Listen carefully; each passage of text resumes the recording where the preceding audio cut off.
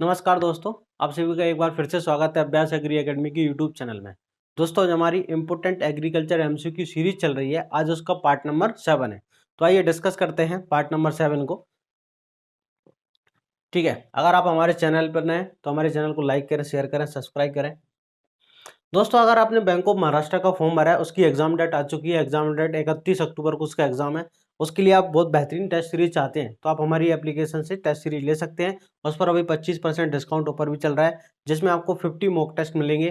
ठीक है, कितने 250 के, इस पर आपको 25% डिस्काउंट मिल जाएगा। अप्लाई करें अभ्यास 25 कूपन कोड। या आप हमारे टेलीग्राम चैनल से जुड़ना चाहते हैं तो हमारे अभ्यास एग्री एकेडमी का टेलीग्राम चैनल है, या हमारा इंस्टाग्राम पेज पर आप उससे जुड़ सकते हैं। डेली यहाँ पर एमसीक्यू की क्यूज कराई जाती है फ्री ऑफ कॉस्ट। अगर आप एप्लीकेशन से कोई भी कोर्स परचेस करना चाहते हैं तो आप गूगल प्ले स्टोर से हमारी एप्लीकेशन को परचेस क्या कर सकते हैं, डाउनलोड करना है। डाउनलोड के बाद यहाँ पर स्टोरेज में बहुत सारे कोर्सेस हैं। जिस कोर्स को आप लेना चाहते हैं वो आपको अवेलेबल हो जाएगा। अगर आप फ्री डेमो क्लासेस देखना चाहते हैं दोस्तों, आपको फ्री डेमो क्लासेस अवेलेबल हैं ऑल एग्रीकल्चर कॉम्पिटिटिव एग्जाम्स के लिए। अगर आप आरईओ, एसडीओ, आरएसईओ हरियाणा के लिए आप तैयारी कर रहे हैं, हरियाणा एसडीओ और एडीओ के लिए, तो अभी नई बैच स्टार्ट हुई है 27 तारीख से, आप उसका डेमो ले सकते हैं बिल्कुल। चलिए दोस्तों, ठीक है, स्टार्ट करते हैं। पहला क्वेश्चन है कि इंडियन मस्टर्ड जो है ना, इंडियन मस्टर्ड का क्या क्रोमोसोम नंबर है। तो इसका भाई इंडियन मस्टर्ड का पूछा गया ना, chromosome number of Indian mustard. तो इसका करेक्ट आंसर देखो क्या पूछना चाह रहा है वो। ठीक है, ब्रेसिका जुनसिया। ठीक है, ब्रेसिका जुनसिया का क्रोमोसोम, ठीक है, नंबर पूछना चाह रहा है, क्योंकि इंडियन मस्टर्ड इसी को कहते हैं। तो इसका जो क्रोमोसोम नंबर होता है वो 36 होता है। कितना होता है दोस्तों, क्रोमोसोम नंबर 36 होता है। आपने पढ़ा होगा नगारू यू ट्राइंगल है ना, ब्रेसिका से रिलेटेड कौन सा एक ट्राइंगल होता है, नगारू यू ट्राइंगल होता है। मैं आपको बता देता हूं क्या होता है ना, नगारू यू ट्राइंगल क्या होता है, समझना आप। क्या होता है कि ब्रेसिका नाइग्रा, ठीक है, ब्रेसिका नाइग्रा, ठीक है, ब्रेसिका ओलेरेसिया, ब्रेसिका ओलेरेसिया, ठीक है, और Brassica campestris, Brassica campestris. Clear है भाई। ये जो तीन होते हैं ब्रेसिका कैम, इनका तीनों का आपस में इस प्रकार से क्रॉस होता है। जब ब्रेसिका नाइग्रा जो होता है ना, ब्रेसिका नाइग्रा ओलेरेसिया, और तो ये जो होता है इसका है ना, एन बराबर होता है 8। ठीक है, इसके पास एन मतलब इसका 2n क्रोमोसोम नंबर होता है भाई, इसका 16 है ना, और इसका एन बराबर होता है 9। तो आई इसका कितना हो जाएगा, तो 2n बराबर इसका हो जाएगा, ठीक है, 18, और इसका n बराबर होता है 10। तो इसका हो जाएगा 2n बराबर 20 है ना। इसका जो जीनोम होता है वो B होता है, इसका C होता है, और इसका A होता है ना, double B double B double C. आपको याद रखना है भाई, ये एग्जाम में कभी पूछ लेते हैं, ये एग्रोनॉमी का है, इंपोर्टेंट क्रॉस है, आपको याद रखना है इसको, है ना, ये एग्रोनॉमी का क्वेश्चन है। ठीक है, जब ब्रेसिका नाइग्रा और ओलेरेसिया का हम क्रॉस कराते हैं तो क्या बनता है यहाँ पर, ब्रेसिका कैरिनाटा। क्या बनता है भाई, ब्रेसिका कैरिनाटा बनता है। ठीक है, क्या बनता है, कैरिनाटा।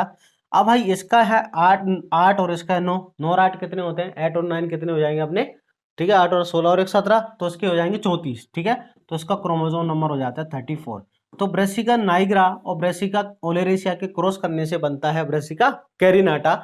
इसका क्रोमोसोम नंबर है 34। क्या है, इसका जो जीनोम होगा वो क्या होगा, बी और सी। ठीक है, इसके बाद ब्रेसिका ओलेरेसिया और ब्रेसिका कैम्पेर, इन दोनों का जब क्रॉस कराएंगे तो यहाँ पर बनेगा ब्रेसिका नेपस। क्या बनेगा, तो ब्रेसिका नेपस। तो यहाँ पर इसका क्रोमोसोम नंबर कितना हो जाएगा, 9, और इसका 10 है, तो 19, 19 का दूनी डबल कितना हो जाएगा, 38। तो इसका हो जाएगा 38। इसका जीनोम कितना हो जाएगा, ए और सी, है ना। अब यहाँ पर होता ही, यहाँ पर बनती है ब्रेसिका नाइग्रा और ब्रेसिका कैम्पेस्ट्रिस के क्रॉस कराने से, इन दोनों के क्रॉस कराने से ब्रेसिका जुनसिया इंडियन मस्टर्ड, है ना, ये बनती है इंडियन मस्टर्ड। तो भाई इसका 8 है, इसका 10 है, 8 और 10 कितने हो जाएंगे हमारे, 18, और 18 दूनी 36, तो ये आ जाएगा 36। तो इसका क्रोमोसोम नंबर कितना होता है, 36 होता है, इसलिए याद रखना आप, है ना। चलिए, सेकंड क्वेश्चन है कि Lipaphis erysimi is the important pest of. तो दोस्तों ये मस्टर्ड का एफिड है, मस्टर्ड एफिड इंपोर्टेंट पेस्ट होता है किसका, मस्टर्ड का, याद रखना आप, है ना। मस्टर्ड एफिड जो है ना, मस्टर्ड एफिड, ठीक है, ये मस्टर्ड का एक इंपोर्टेंट पेस्ट है जिसका साइंटिफिक नेम होता है लेपापिस एरिसीमी। ये क्वेश्चन एग्जाम में पूछा गया है, इंपोर्टेंट है। तो मस्टर्ड एफिड किसका एक इंपोर्टेंट पेस्ट है, मस्टर्ड का, ठीक है, जिसका साइंटिफिक नेम होता है लेपापिस एरिसीमी। चलिए, क्वेश्चन नंबर तीसरा क्या है, क्वेश्चन नंबर तीसरा है which crop is also known as the poor man's ghee. किस क्रॉप को हम पुअर मैंस घी या सब्स्टिट्यूट ऑफ घी कहते हैं, तो हम सीसम या तिल जो होती है ना, तिल को क्या कहते हैं, पुअर मैंस सब्स्टिट्यूट घी कहते हैं। ठीक है, एक इंपॉर्टेंट क्वेश्चन, अगर आपने एंटोमोलॉजी पढ़ा होगा तो जनरल आपने पढ़ा होगा कि 29 इंसेक्ट ऑर्डर होते हैं। दोस्तों अभी रिसेंटली नया इंसेक्ट ऑर्डर ऐड किया गया 30 नंबर का, जिसका नाम होता है नोटोपेटेरा, जिसका नाम होता है नोटोपेटेरा या मेंटोफॉस्मिडिडिया, ठीक है। जिसके अंदर जो इंसेक्ट आता है वो होता है ग्लेडिएटर्स। तो आपसे यहाँ पर पूछा गया है कि gladiators belongs to which insect order, तो इसका करेक्ट आंसर है मेंटोफॉस्मिडिडिया, या फिर कभी आए तो नोटोपेटेरा, है ना। ये 30 नंबर का, अगर आपने एंटोमोलॉजी थोड़ा बहुत बेसिक पढ़ा होगा तो आपने ऐसा पढ़ा होगा कि 29 इंसेक्ट ऑर्डर होते हैं। कितने होते हैं? 29 इंसेक्ट ऑर्डर होते हैं। फिर इसका फर्दर क्लासिफिकेशन है एक्सोप्टेरिगोट, है ना, टेरिगोटा, ए टेरिगोटा, टेरिगोटा के अंदर आते हैं 25, ए टेरिगोट्स के अंदर आते हैं 4, फिर उसके अंदर है ना एंडोटेरिगोट, एक्सोटेरिगोट, इस प्रकार पूरा क्लासिफिकेशन होता है वो। तो आपको सिंपल याद रखना है कि भाई जो ग्लेडिएटर्स है वो 30 नंबर का है, जो इंसेक्ट ऑर्डर है ना ये 30वें नंबर का है। कौन सा? 30 नंबर का नया इंसेक्ट ऑर्डर है, ठीक है। चलिए क्वेश्चन नंबर है which type of mouth parts present in thrips, ठीक है। मोस्ट इंपोर्टेंट का थ्रिप्स के अंदर किस टाइप के माउथ पार्ट होते हैं, तो इसका करेक्ट आंसर है रास्पिंग एंड सकिंग टाइप। कौन सा है? रास्पिंग एंड सकिंग टाइप का होता है माउथ पार्ट्स होते हैं थ्रिप्स में, ठीक है। क्लियर है? ये जो भी मैं आंसर बताता हूं वो है ना रेफरेंस बुक के होते हैं। जो भी आंसर यहाँ पर लिए जाते हैं वो रेफरेंस बुक के लिए जाते हैं ना। जो भी मतलब किताबें चलती हैं, है ना, जो चलती हैं एग्रीकल्चर की, उनसे कोई आंसर नहीं लिए जाते। सारे जो आंसर लिए जाते हैं रेफरेंस बुक से लिए जाते हैं ना। जैसे एंटोमोलॉजी की भाई इंसेक्टा की जो बुक है, या फिर दूसरी जो आती है रेफरेंस किताब है उनसे। पियर्सिंग एंड सकिंग टाइप जो है ये किसमें होते हैं? हेमीप्टेरा, ठीक है। Insect order aphid jassid white fly जो होते हैं कि नहीं, aphid jassid white fly, aphid हुआ, जैसिड हुआ, ठीक है, व्हाइट फ्लाई हुआ, ठीक है, वक्स हुआ, मॉस्क्यूटो हुआ, इन सब के अंदर क्या होता है? तो इन सब के अंदर कौन से होते हैं? Piercing and sucking type. Sponging type होते हैं भाई हाउस फ्लाई में। कौन से होते हैं? हाउस फ्लाई, है ना। साइफरिंग टाइम होते हैं बटरफ्लाई के अंदर। किसमें होते हैं भाई? बटरफ्लाई के अंदर होते हैं, ठीक है। चेविंग एंड बाइटिंग टाइप होते हैं ग्रास होपर हुआ, जैसे ग्रास होपर, लोकस्ट हुआ, है ना, इसके अंदर क्या होता है? चेविंग एंड बाइटिंग टाइप होता है। चलिए नेक्स्ट नेक्स्ट क्वेश्चन की तरफ। क्वेश्चन नंबर है which factor decrease the bulk density of soil. Most important question, समझना है ना, कि इनमें से कौन सा फैक्टर बल्क डेंसिटी को कम करता है, ठीक है। तो देखो इसका करेक्ट आंसर तो टिलेज है। टिलेज के कारण बल्क डेंसिटी कम होती है, ठीक है। आप जो बुक पढ़ते हो उसमें गलत लिखा हुआ है, जो भी आप किताब पढ़ते हो। इसके बाद बहुत सारे स्टूडेंट यहाँ कमेंट करेंगे कि सर आपने आंसर गलत बता दिया। मैं एक बार बता रहा हूँ कि ये आंसर बिल्कुल करेक्ट है। आप जिस बुक को पढ़ते हो उसमें आंसर गलत लिखा हुआ है ना। ये जो आंसर बताया मैंने बिल्कुल सही बताया है कि टिलेज, है ना। क्योंकि बहुत सारे स्टूडेंट एक बुक पढ़ते रहते हैं जो मार्केट के अंदर ज्यादा चलती है, उसमें गलत लिखा हुआ है, ठीक है। मैं वो कहाँ से बता रहा हूँ? डी के दास बुक में जो लिखा हुआ है मैं आपको वो बता रहा हूँ, इसलिए आप है ना कमेंट ना करें। इसका आंसर ये टिलेज सही आंसर है, ठीक है। चलो अब ऐसा क्यों कि भाई टिलेज के कारण बल्क डेंसिटी क्यों कम होती है इन सबसे? देखो बल्क डेंसिटी का जो फॉर्मूला होता है, बल्क डेंसिटी का फॉर्मूला होता है weight of oven dry soil, ठीक है। Weight of oven dry soil, है ना, ओवन ड्राई सोइल। क्लियर है? Oven dry soil. नीचे आता है वॉल्यूम ऑफ सोइल, ठीक है, टोटल वॉल्यूम। नीचे क्या आएगा? टोटल वॉल्यूम, है ना। टोटल वॉल्यूम के अंदर भाई यहाँ पर है ना, ठीक है, किस किस का? पोर स्पेस और सॉलिड स्पेस दोनों का वॉल्यूम आएगा, है ना। पोर स्पेस का भी आएगा वॉल्यूम प्लस सॉलिड स्पेस का भी वॉल्यूम इंक्लूड किया जाता है दोनों का, ठीक है। अब यहाँ पर लगा है कि लो अमाउंट ऑफ पोर स्पेस। देखो ध्यान से सुनना, अगर देखो पोर स्पेस अगर कम होंगे, पोर स्पेस कम होगा तो वॉल्यूम कम होगा। अगर पोर स्पेस कम होंगे तो बल्क डेंसिटी ज्यादा होगी। और यहाँ पर क्या पूछा गया कि बल्क डेंसिटी कम किससे होगी? तो ये पहला फैक्टर तो गलत होगा। जितने कम पोर स्पेस होंगे उतना कम वॉल्यूम होगा, और उतना जितना कम वॉल्यूम होगा बल्क डेंसिटी उतना ज्यादा।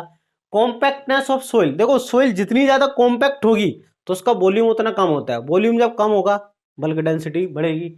ऑर्गेनिक कंटेंट, अगर ऑर्गेनिक कंटेंट आप देखते होंगे, ऑर्गेनिक कंटेंट जो होता है जितना ज्यादा उसका भी वॉल्यूम ज्यादा होता है। तो भाई लो ऑर्गेनिक कंटेंट जो है तो उसके कारण बल्क डेंसिटी कम नहीं होती, बढ़ती है, ठीक है। टिलेज एक ऐसा है, अब टिलेज ऑपरेशन करोगे तो आप है टिलेज के अंदर ऑपरेशन एरिएशन पोरोसिटी बढ़ती है। टिलेज करने से आप जो फिजिकल मैनिपुलेशन करते हैं सोइल के अंदर, जिससे क्या होता है कि सोइल के अंदर पोरोसिटी बढ़ती है। पोरोसिटी बढ़ने के कारण क्या होता है? बल्क डेंसिटी कम होती है, ठीक है। टिलेज से क्या होता है? पोरोसिटी बढ़ती है, और टिलेज से पोरोसिटी बढ़ेगी तो पोरोसिटी बढ़ने से वॉल्यूम बढ़ेगा, और वॉल्यूम बढ़ने से क्या होगा? बल्क डेंसिटी कम होगी, है ना। सिर्फ एक एक्सेप्शन है, याद रखना, एक ऑपरेशन है टिलेज का जिसके करने से क्या बढ़ती है? Bulk density. पडलिंग, याद रखना आप, है ना। पडलिंग एक ऐसा ऑपरेशन है भाई कि ये है ना टिलेज ऑपरेशन है पडलिंग, जो कि राइस में करते हैं, जिसके करने से बल्क डेंसिटी बढ़कर 1.1 से हो जाती है 1.4, ठीक है। 1.1 से बढ़ के 1 पॉइंट, जिस सोइल की मैं बात कर रहा हूं, है ना, ठीक है। जैसे जनरली बल्क डेंसिटी 1.33 आपने पढ़ा होगा, ये होती है पार्टिकल डेंसिटी 2 से 2.65 होती है ना। तो पडलिंग ऑपरेशन से बल्क डेंसिटी बढ़ती है, ठीक है, ये एक एक्सेप्शन है। और किसी भी टिलेज ऑपरेशन से बल्क डेंसिटी नहीं बढ़ती है, सिर्फ एक्सेप्शन क्या है, पडलिंग। पडलिंग करने से टिलेज क्या बढ़ती है, तो आंसर है बल्क। उसका कारण होता है कि वहां पर इम्परवियस लेयर का फॉर्मेशन होता है, पोर स्पेस कम हो जाते हैं वहां, ठीक है। चलिए क्वेश्चन नंबर, ठीक है, question number, which statement is correct about the A origin. A origin के बारे में भाई कौन सा स्टेटमेंट करेक्ट है। देखो सोइल के अंदर अलग अलग ओरिजन होते हैं, आप पढ़ते होंगे ना, सोइल के अंदर ओ ओरिजन होता है, ए ओरिजन होता है, ई ओरिजन होता है और एक बी होता है ना, और फाइनली सी ओरिजन, ठीक है। ए और बी के बीच में ई भी होता है, आपने बहुत बार पढ़ा होगा कई किताबों में, इसको A2 भी कह देते हैं, ठीक है, इस प्रकार से ओरिजन होता है। तो ये ए ओरिजन जो होता है वो सबसे टॉप मोस्ट मिनरल ओरिजन होता है। क्या होता है, टॉप मोस्ट मिनरल ओरिजन कौन सा होता है, ए, ठीक है, द टॉप मोस्ट मिनरल, बिल्कुल करेक्ट आंसर है। It is the characteristic zone of washing out, इसको हम वॉशिंग आउट भी कहते हैं। और मैक्सिमम लीचिंग, भाई यहाँ पर सबसे ज्यादा लीचिंग होती है जब बरसात जब होती है, तो इसके जो मिनरल्स होते हैं वो सब नीचे आ जाते हैं सब सोइल के अंदर, तो मैक्सिमम लीचिंग वाला जोन है, बिल्कुल करेक्ट है, ठीक है। साथ साथ में containing a strong admixture of humified organic matter which tends to the impart darker colour than that of the lower horizon. इसके अंदर क्या होता है, कार्बनिक पदार्थ जो है उसकी मात्रा ज्यादा होती है, तो नीचे वाली लेयर्स की तुलना में क्या होता है, जो नीचे वाली लेयर्स होती हैं, ओरिजिन्स होती हैं, उनके कंपैरिजन में इसका जो कलर होता है वो डार्क कलर का होता है। तो ये भी करेक्ट है बिल्कुल, तो यहाँ पर ऑप्शन डी करेक्ट है, ऑल ऑफ दीज, ठीक है, तीनों स्टेटमेंट इसके बारे में बिल्कुल करेक्ट है। चलिए नेक्स्ट क्वेश्चन की तरफ चलते हैं। नेक्स्ट क्वेश्चन है, विच is the active soil formation factor, ठीक है, कौन सा एक्टिव सोइल फॉर्मेशन फैक्टर है, ठीक है, कौन सा एक्टिव सोइल फॉर्मेशन फैक्टर है, तो कौन सा है, तो उसका करेक्ट आंसर है क्लाइमेट। देखो अकॉर्डिंग टू जेनी, आप पढ़ोगे अकॉर्डिंग टू जेनी, है ना, अकॉर्डिंग टू जेनी, तो जो जेनी है ना, इसके अनुसार जो सोइल फॉर्मेशन फैक्टर होता है एस बराबर एफ, ठीक है, तो इसके बार होता है भाई CLPRT, ये होता है ना, ये भाई इक्वेशन होती है। तो इसके अंदर तीन फैक्टर, सोइल फॉर्मेशन के तीन तरह के फैक्टर होते हैं, कौन कौन से, एक फैक्टर होता है कौन सा, तो आंसर है एक्टिव फैक्टर, सोइल फॉर्मेशन का एक्टिव फैक्टर, है ना। तो एक्टिव फैक्टर में आप देखते होंगे जिनको हम सक्रिय कारक कहते हैं, क्या कहते हैं, सक्रिय, है ना, क्या कहते हैं, सक्रिय कारक कहते हैं। तो एक्टिव फैक्टर एक तो होता है हमारा क्लाइमेट, क्या होता है भाई, क्लाइमेट, और दूसरा होता है ऑर्गेनिज्म या बायोस्फीयर, है ना, दूसरा क्या होता है, ऑर्गेनिज्म होता है, या फिर बायोस्फीयर आपको कहीं मिल सकता है ना, इस प्रकार से आपको ये दो हो गया। इसके बाद दूसरा फैक्टर होता है हमारा पैसिव फैक्टर, दूसरा क्या होता है, पैसिव, ठीक है, पैसिव फैक्टर कौन कौन होते हैं, सोइल फॉर्मेशन के पैसिव फैक्टर, एक होता है हमारा रिलीफ एंड टोपोग्राफी, है ना, रिलीफ और टोपोग्राफी एक ही बात होती है, ठीक है, कि वहां की सोइल का कैसी है, वहां पर ढलान स्लोप कैसा है, वो सब कुछ। और इसके अंदर आता है पेरेंट मटेरियल, ठीक है, पेरेंट मटेरियल जो होता है ना, पेरेंट मटेरियल, वो भी क्या है, तो आंसर पैसिव फैक्टर होता है। थर्ड जो फैक्टर होता है तीसरे नंबर का, वो होता है न्यूट्रल फैक्टर, तीसरे नंबर का होता है न्यूट्रल फैक्टर। और न्यूट्रल फैक्टर जो होता है भाई वो कौन सा होता है, टाइम और age of land, neutral factor होता है टाइम और एज ऑफ लैंड, ठीक है, टाइम और एज ऑफ लैंड, ठीक है, टाइम और एज ऑफ लैंड क्या होता है, न्यूट्रल फैक्टर होता है, ठीक है। तो यहां पर पूछा गया था एक्टिव फैक्टर कौन सा, तो आंसर क्लाइमेट क्या होता है, एक्टिव फैक्टर होता है। चलिए question number 9, which is the example of volcanic igneous rocks, ठीक है, वैल्कोनिक इग्नियस रॉक्स का एग्जांपल क्या है, तो आंसर देखो कॉमन आप पढ़ते होंगे बेसाल्ट है, ये तो आंसर है ही, ये दोनों भी भाई इसके एग्जांपल है, तो ठीक है, ये बहुत रेयर बुक्स में आपको मिलेंगे इसलिए, है ना, एंडेसाइट, ट्रेसाइट और ऑल ऑफ दीज, ठीक है, तीनों जनरली आपको ज्यादा याद रखना है। ये बेसाल्ट जो होता है ना, डक्कन ट्रैप एरिया में आपको कहाँ मिलेगा, कि डक्कन ट्रैप जो एरिया है, ठीक है, डक्कन का जो पठार होता है वहां पर प्रोमिनेंट रॉक्स कौन सी होती है, बेसाल्ट होती है, और एक इसका एग्जांपल है वैल्कोनिक इग्नियस रॉक। अब सर ये वैल्कोनिक इग्नियस रॉक्स क्या होती है, ये वैल्कोनिक इग्नियस रॉक्स क्या होती है, ठीक है, देखो आपने पढ़ा होगा कि इग्नियस रॉक्स का जो फॉर्मेशन होता है वो लावा जो होता है, लावा मैग्मा, उसके सोलिडिफाइंग से होता है। जो लावा होता है, मैग्मा जो होता है भाई, ठीक है, मैग्मा या लावा जो होता है उसके सोलिडिफाइंग, है ना, वो क्या होता है, गर्म लावा जो होता है, हॉट लावा, ठीक है, मैग्मा, उसके सोलिड होने से, ठीक है, उसके सोलिडिफिकेशन से। अब सोलिडिफिकेशन जो है, ठीक है, सोलिडिफिकेशन जो होता है, अगर ये अर्थ सरफेस के अपर होता है, ठीक है, सोलिडिफिकेशन ऑफ द लावा और magma takes place on the upper surface of earth, it is called volcanic igneous rocks. अगर रॉक्स का फॉर्मेशन अर्थ की सरफेस, है ना, किसके, लावा और मैग्मा के अपर सरफेस पर होता है, ठीक है, किसका, मैग्मा और लावा का जो सोलिडिफिकेशन होता है takes place on the upper surface of land और अर्थ, और इससे जो रॉक्स बनेगी वो कौन सी होती है, वैल्कोनिक। तो इसको बोलते हैं एक्सट्रूसिव, है ना, क्या बोलते हैं भाई, एक्सट्रूसिव। क्लियर है, क्या कहते हैं इसको हम, एक्सट्रूसिव रॉक्स कहते हैं, ठीक है। और एक होती है प्लूटोनिक। प्लूटोनिक में क्या होता है कि सॉलिडिफिकेशन ऑफ मैग्मा और lava takes place below the earth, ठीक है भाई, जमीन के नीचे होते हैं, वो ठंडा जो होता है जमीन, तो वहां पर रॉक्स का फॉर्मेशन जमीन के नीचे होता है, ठीक है, वो होती है प्लूटोनिक, जिसका एग्जांपल ग्रेनाइट होता है, जिसका एग्जांपल क्या होता है, ग्रेनाइट होता है। चलिए आगे पढ़ते हैं भाई। अगला है मैग्नीशियम इंडिकेटर प्लांट। भाई मैग्नीशियम का इंडिकेटर कौन होता है, पोटैटो, ठीक है। ये साथ साथ में पोटेशियम का भी होता है, याद रखना है ना, पोटेशियम का भी इंडिकेटर होता है, ठीक है। कैबेज एंड कॉलीफ्लावर जो होते हैं ये कैल्शियम और नाइट्रोजन का इंडिकेटर होता है। सुगर बीट जो होता है वो सोडियम का इंडिकेटर होता है, याद रखना, ठीक है। पोटैटो जो होता है मैग्नीशियम का भी होता है और पोटेशियम का भी होता है, ठीक है। कैबेज कॉलीफ्लावर जो होती है कैल्शियम और नाइट्रोजन का इंडिकेटर होती है, सुगर बीट जो होता है सोडियम का इंडिकेटर होता है। चलिए अगला question, in which year national agriculture credit fund is established. राष्ट्रीय कृषि ऋण कोष की स्थापना किस वर्ष की गई। तो इसका करेक्ट आंसर दोस्तों 1955 में की गई है, 1955 के अंदर, ठीक है। Question number 12, which one of the pear shaped variety, अभी राजस्थान के एग्जाम में क्वेश्चन पूछा गया था ना, अभी एग्रीकल्चर सुपरवाइजर, कि टमाटर की भाई पियर शेप्ड वेराइटी कौन सी होती है, पंजाब छुआरा। कैसी है, नाशपाती के आकार की पंजाब छुआरा वेराइटी है। चलिए question number 13, which one of the variety of gladiolus. Gladiolus जो भाई फ्लावर है अपना, ठीक है, इसकी कौन सी वेराइटी है। तो आंसर है, देखो जो आईपीएस एग्जाम में पूछी जाती है वेराइटी, ज्वाला बिल्कुल करेक्ट आंसर है, गजल करेक्ट आंसर है, प्रियदर्शनी करेक्ट। तो यहाँ पर है ऑल ऑफ दी, ये सभी किसकी वेराइटी है, ग्लेडियोलस की वेराइटियां होती है, ठीक है। Question number 14, in hybrid variety development of the male sterile line is, ये क्वेश्चन बहुत ज्यादा एग्जाम में भाई पूछा जाता है कि जब हाइब्रिड सीड प्रोडक्शन करते हैं तो वहां पर मेल स्टेराइल लाइन को ए लाइन होती है, बी लाइन होती है, आर लाइन। तो जो मेल स्टेराइल लाइन होती है वो ए लाइन होती है। मेल स्टेराइल लाइन कौन सी होती है, ए लाइन होती है। मेल फर्टाइल लाइन जो होती है वो बी होती है, मेल फर्टाइल, जिसको हम मेंटेनर लाइन भी कहते हैं, जिसको क्या कहते हैं दोस्त, मेंटेनर लाइन भी कहते हैं, क्या कहते हैं, मेंटेनर भी कहते हैं। आर लाइन होती है रीस्टोरर लाइन, क्या होती है, रीस्टोरर, ठीक है।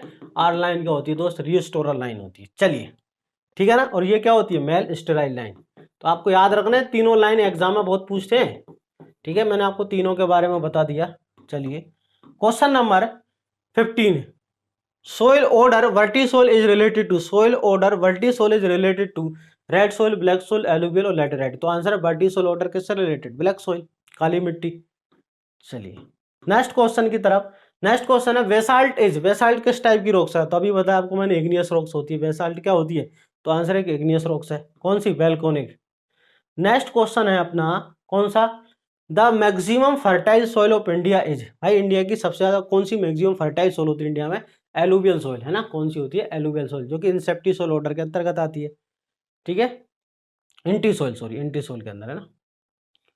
चलिए इसके बाद है which factor is more affected rate of transpiration, कि भाई कौन सा जो फैक्टर होता है जो बाष्पोत्सर्जन की दर को सबसे ज्यादा प्रभावित करता है। तो सबसे इंपॉर्टेंट फैक्टर होता है दोस्तों एटमॉस्फेरिक ह्यूमिडिटी, वायुमंडलीय जो आर्द्रता होती है, एटमॉस्फेरिक ह्यूमिडिटी, ये सबसे ज्यादा किसको अफेक्ट करती है। तो आंसर रेट ऑफ ट्रांसपिरेशन को। क्यों, क्योंकि जब बरसात जब होती है, रेन, है ना, ऐसे बरसात जब होती है, क्लाउडी सीजन हो जाता है ना, उस समय स्टोमेटा तो पूरी तरह खुलते हैं लेकिन ट्रांसपिरेशन कम हो जाता है। एटमॉस्फेयर की ह्यूमिडिटी जितनी ज्यादा होती है ट्रांसपिरेशन उतना कम होता है, लेकिन स्टोमेटा पूरी तरह खुले रहते हैं। Stomata is completely open in rainy days but transpiration rate low. Transpiration क्या होता है, कम होता है, कारण क्योंकि भाई एटमॉस्फेयर ह्यूमिडिटी ज्यादा होती है।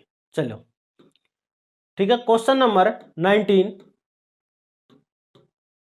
Question number 19, which of the following horizon is also known as the illuviation, ठीक है। तो आंसर है बी ओरिजिन। देखो ए ओरिजिन जो होता है उसको क्या बोलते हैं, ए ओरिजिन को ये वाला कहते हैं ना, ई वाला इल्यूविएशन जिसको, और बी ओरिजिन को क्या कहते हैं हम, वाशिंग इन, वाशिंग इन, है ना, इल्यूविएशन, ठीक है। तो दूसरा नाम क्या होता है इसको, वाशिंग इन ओरिजिन, क्या कहते हैं भाई, वाशिंग इन कहते हैं, और इसे क्या कहते हैं, वाशिंग आउट, क्या कहते हैं इसको हम, वाशिंग आउट ओरिजिन कहते हैं। चलो क्वेश्चन नंबर 20, क्वेश्चन नंबर 20 है USDA, United State Department of Agriculture के according size of clay particle कितना होता है। तो आंसर है लेस देन कितना होता है, लेस देन 0.002 mm, ठीक है। क्ले पार्टिकल का साइज कितना होता है, लेस देन। लेकिन आपको है ना ये क्वेश्चन ठीक है यहाँ, लेकिन आपको अगर आप एग्जाम की प्रिपरेशन कर रहे हैं, आपको सारे साइज है ना ISSS के अकॉर्डिंग है ना, इंटरनेशनल सिस्टम जो है क्लासिफिकेशन का ISSS, इसके अकॉर्डिंग हमको याद रखना होता है। उसके अकॉर्डिंग भी इतना ही होता है और इसके अकॉर्डिंग भी यही है ना, क्ले साइज का पार्टिकल दोनों के अकॉर्डिंग इतना ही है। एग्जाम में लगभग यही क्वेश्चन आता है कि भाई क्ले साइज का पार्टिकल कितना होता है, लेस देन 0.002 mm होता है। आई होप आपको ये 20 क्वेश्चन बहुत अच्छे लगे होंगे। अगर आप REO, SDO, IPS, AFO या फिर बैंक ऑफ महाराष्ट्र किसी भी एग्जाम की प्रिपरेशन कर रहे हैं, अगर आप उसके लिए कंप्लीट स्टडी मटेरियल या फिर दोस्तों अगर हार्ड कॉपी चाहते हैं, आप क्या चाहते हैं कि आपको स्टडी मटेरियल या हार्ड कॉपी चाहिए, तो आपको मैं दिखा देता हूं हार्ड कॉपी।